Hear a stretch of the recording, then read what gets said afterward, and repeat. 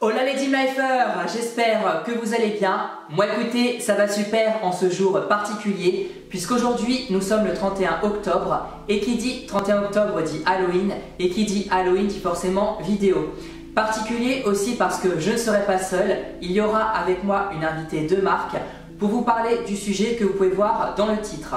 Je le précise avant de commencer, tout ce qui sera dit dans cette vidéo est véridique, ce n'est pas un prank comme certains le font sur leur chaîne. Et bien sûr, tous les propos qui seront tenus n'engagent que nous. Bref, je vous laisse avec la suite de la vidéo. Bonjour maman, re-bienvenue sur ma chaîne. Bonjour Dimitri, bonjour à tous. Je suis très heureux de t'accueillir pour parler du sujet que vous pouvez voir dans le titre, faut-il croire au paranormal? Alors je vais te poser plusieurs questions et il va falloir que tu me répondes le plus honnêtement et le plus clairement possible. D'accord. C'est parti? On y va.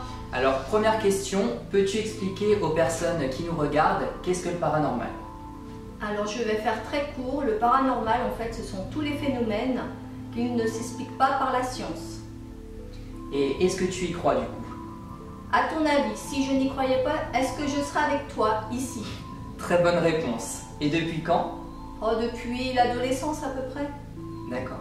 Donc nous allons rentrer dans le vif du sujet. As-tu déjà vécu une expérience qu'on peut qualifier d'inexplicable? Si oui, laquelle?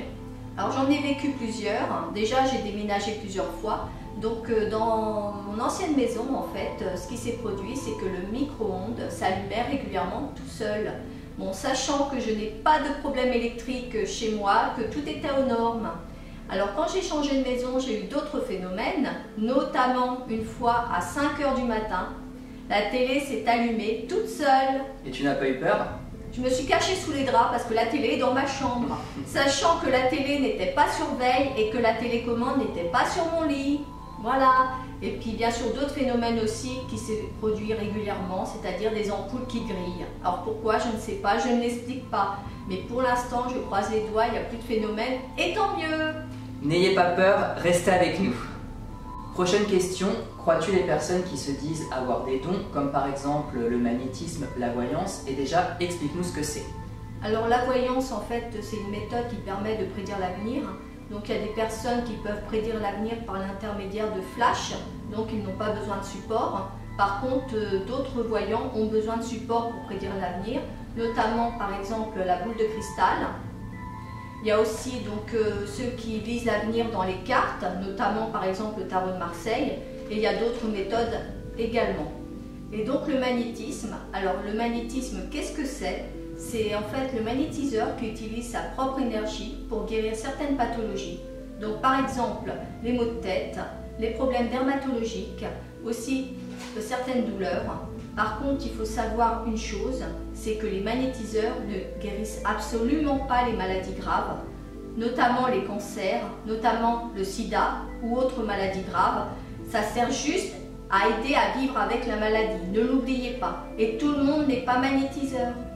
Exactement. Et du coup, pour répondre à la question, est-ce que tu crois toutes ces personnes qui se disent du coup être voyants ou avoir un don de magnétisme? Alors, certaines personnes ont des dons vraiment formidables et d'autres, bien sûr, dans la majorité des cas, sont des charlatans. Il faut faire très attention. Plus vous allez payer cher une séance, plus, à mon avis, c'est pas forcément quelqu'un de bien et quelqu'un de performant. Exactement, donc méfiez-vous. Question suivante, pour toi, peut-on utiliser la magie pour faire du mal à quelqu'un? Alors oui, on peut utiliser la magie pour faire du mal à quelqu'un. Il faut savoir qu'il y a plusieurs sortes de magie. Il y a la magie blanche et la magie noire. Donc la magie noire, qu'est-ce que c'est? C'est un outil très puissant qui permet de faire du mal à quelqu'un, de se venger de quelqu'un, de rendre quelqu'un malade. Donc qu'est-ce que c'est? On invoque les mauvais esprits pour nous aider donc à faire du mal. Et la magie blanche sert à contrecarrer la magie noire. Donc c'est la magie dite du bien. Donc il faut savoir aussi que, attention, n'utilisez pas la magie, car dans la magie, il y a toujours un prix à payer. Cette citation vient de la série Once Upon a Time. Alors, petite dernière chose, je ne fais pas de magie, mais je peux jeter des sorts. Alors, n'oubliez pas de liker la vidéo. Prochaine question, que peux-tu me dire sur la réincarnation, la vie après la mort et les vies antérieures? Alors c'est un sujet très vaste. En ce qui concerne la vie après la mort, en fait, quand on meurt, le corps se décompose, mais l'âme survit. Et nous avons tous une âme. Donc il y a eu plusieurs témoignages de personnes qui ont vécu des accidents très graves et qui ont été morts pendant quelques minutes, qui nous racontent la même histoire. En fait, ils ont un sentiment de bien-être, ils voient de la lumière éclatante, un tunnel noir, ils voient des défunts. Et là, on peut se dire, oui, ça existe, la vie après la mort. Alors, qu'est-ce que c'est que la réincarnation?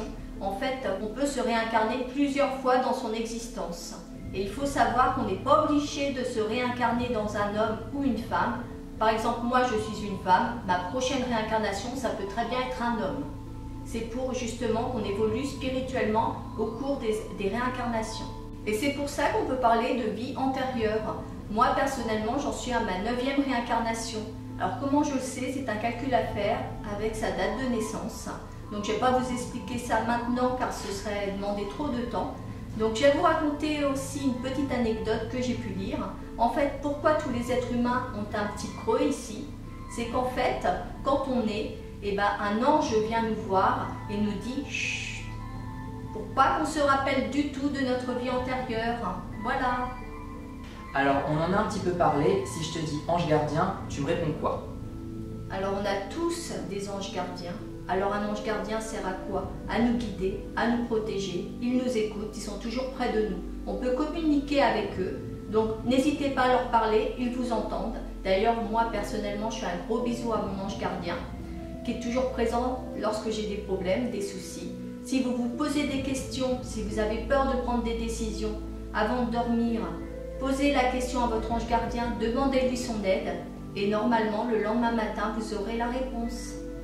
On passe maintenant à une question importante et sérieuse. Que dirais-tu aux personnes qui veulent rigoler et faire une séance de spiritisme? Tout d'abord, explique-nous ce que c'est. Alors, le spiritisme est un moyen pour communiquer avec les défunts. Donc, il faut savoir qu'il y a plusieurs méthodes. Donc, il y a la célèbre planche Ouija, qui est composée d'un morceau de bois. Donc, il y a les chiffres de 1 à 10. Il y a oui, il y a non, il y a bonsoir. Il y a aussi la méthode du guéridon. Donc, le guéridon, c'est une petite table ronde. Donc, on est plusieurs personnes autour et on joint les petits doigts et on invoque les esprits. Il y a aussi la méthode du verre. Donc, c'est à peu près comme le guéridon. On est tous autour d'une table. Il y a un verre à pied sur la table qui est retourné. On met tous le doigt dessus. On invoque les esprits, on attend. Et il y a aussi l'écriture automatique. Par contre, ça, c'est un moyen de communication qui se fait plutôt seul, donc avec une feuille et un crayon. Et du coup, est-ce que c'est dangereux de faire du spiritisme? Alors, faire du spiritisme, il faut savoir que c'est très attirant. Moi-même, j'en ai fait quand j'étais jeune, du spiritisme. C'est vrai qu'on a toujours envie de savoir l'avenir, on a toujours envie de poser n'importe quoi comme question, savoir à quel âge on va se marier, quel âge ceci. Mais le danger, c'est qu'on peut poser aussi des questions qui peuvent perturber notre avenir. Par exemple, on peut poser la question « À quel âge va-t-on mourir ?» Imaginez-vous, si l'esprit vous répond demain, comment allez-vous réagir? Et il faut savoir aussi que quand vous invoquez un esprit, vous allez vouloir communiquer avec quelqu'un, par exemple, de votre famille qui est décédé, vous allez vouloir lui parler, mais il faut savoir aussi que l'esprit qui va venir va se faire passer pour cette personne. Il ne sera pas forcément la personne de votre famille, mais peut être aussi un mauvais esprit, un démon, un esprit du bas astral. Et quand vous allez vouloir arrêter la séance, dites-vous que l'esprit n'est pas obligé de partir, il peut rester sur place. Et le souci, si c'est un mauvais esprit, qu'est-ce qu'il va faire? Il y aura plein de phénomènes paranormaux chez vous. Donc franchement, un petit conseil, si vous êtes vraiment attiré par les communications avec les esprits, adressez-vous à un professionnel qu'on appelle médium. J'ai qu'une chose à dire, ne jouez pas avec ça. Avant-dernière question qui est très intéressante, qu'est-ce que tu répondrais à quelqu'un qui te dirait « le paranormal, ça n'existe pas, tout s'explique par la science ». Alors pour croire au paranormal, pour moi, il faut avoir vécu certaines expériences. Si on n'a rien vécu, on ne peut pas croire au paranormal. Alors les personnes qui ne croient pas au paranormal, je n'essaierai pas du tout de les convaincre, parce que chacun ses opinions, chacun ses idées. Par contre, je demande à ces personnes-là aussi de respecter les avis des autres, donc des personnes qui croient au paranormal. Dernière question, as-tu un dernier message à faire passer? Alors oui, tout à fait. Donc le paranormal attire de plus en plus de monde. On entend de plus en plus parler de ces phénomènes. Mais sachez qu'il faut faire très attention car le paranormal peut se révéler aussi très dangereux. Alors j'ai quelque chose à dire avant de terminer. Alors moi aussi je crois au paranormal et j'ai qu'une chose à dire, ça n'est pas un jeu. Le mot de la fin, n'oubliez pas qu'aujourd'hui c'est Halloween. Alors sortez, déguisez-vous, c'est une fête pour adultes et pour enfants. Et surtout, n'oubliez pas de manger des bonbons. Alors, joyeux Halloween! Voilà les amis, cette vidéo est terminée. Maintenant je peux vous dire bonne nuit et faites de beaux rêves, lol.